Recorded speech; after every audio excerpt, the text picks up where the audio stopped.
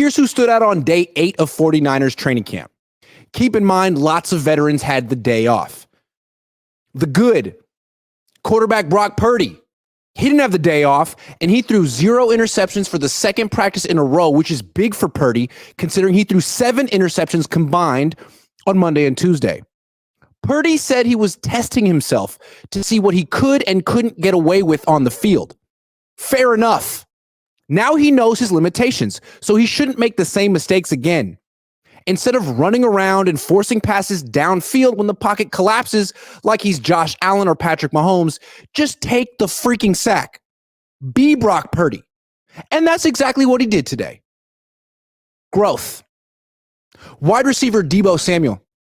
He still hasn't missed a practice this offseason, which is impressive considering Christian McCaffrey takes every other day off and he's younger than Samuel. Samuel is the tone setter for the offense every day. Last year, the tone setter was Brandon Ayuk, but he still hasn't practiced this offseason. More on him in a minute. Tight end George Kittle. He's almost 31 and he still practices like he's 24. Today, he caught 3 passes, a 10-yarder, a 15-yarder, and a 30-yarder, which just shows you how good of a receiver Kittle still is.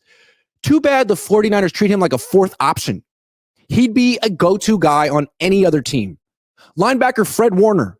He practiced while Nick Bosa took the day off, even though Bosa is a year younger than him, which proves that Warner is the leader of this defense. He's more invested than Bosa. Wide receiver Trent Taylor. He made a diving 20-yard catch on a pass thrown by Brandon Allen. Watch Taylor make the team and catch more passes than Ricky Pearsall this season. I wish I were joking.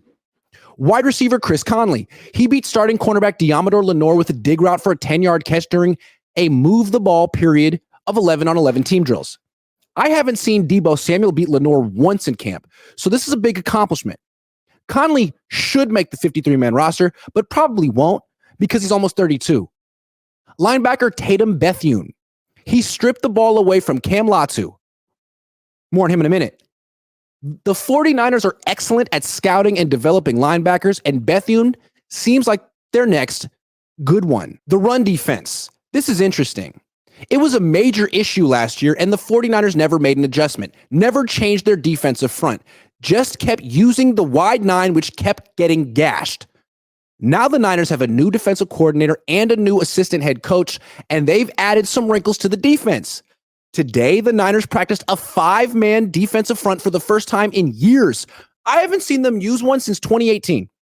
And unsurprisingly, it actually was effective against the run. I know. Look for the Niners to use 5-man fronts more frequently this year. And look for Javon Hargrave to flourish as a result. The best years of his career were on the Eagles in a 5-man front. You guessed it. The not so good. Wide receiver Brandon Ayuk. He didn't watch practice from the sideline like he did 2 days ago. Maybe that means he's in the process of signing his extension or getting traded to another team. Or maybe his stomach hurt and he couldn't make it. Interpret his absence as you will. If I were him, which I'm not, I would not sign an extension with the 49ers because he can get much more money next year on another team. So wait, be patient, and ask for more than $14 million this year. And if the Niners won't give him a raise, sit out half the season. They get what they pay for. Wide receiver Ricky Pearsall. He allegedly practiced during team drills and definitely didn't catch any passes. The 49ers are being extremely cautious with Pearsall because he pulled his hamstring a few weeks ago. Fair enough. Still, he's having a quiet camp. Wide receiver Juwan Jennings. He missed his second practice in a row with an ankle injury. Kyle Shanahan said he expects Jennings to practice tomorrow. Wide receiver Jacob Cowing. He missed yet another practice with a hamstring injury, and it seems unlikely that he will return soon or make an impact this year. He's falling behind. Running back Jordan Mason. He fumbled, which means the Niners probably won't give him the ball in a real game until week 11. They don't tolerate fumbling in practice. Of course, fumbling in the Super Bowl is acceptable. I'm looking at you, Christian McCaffrey.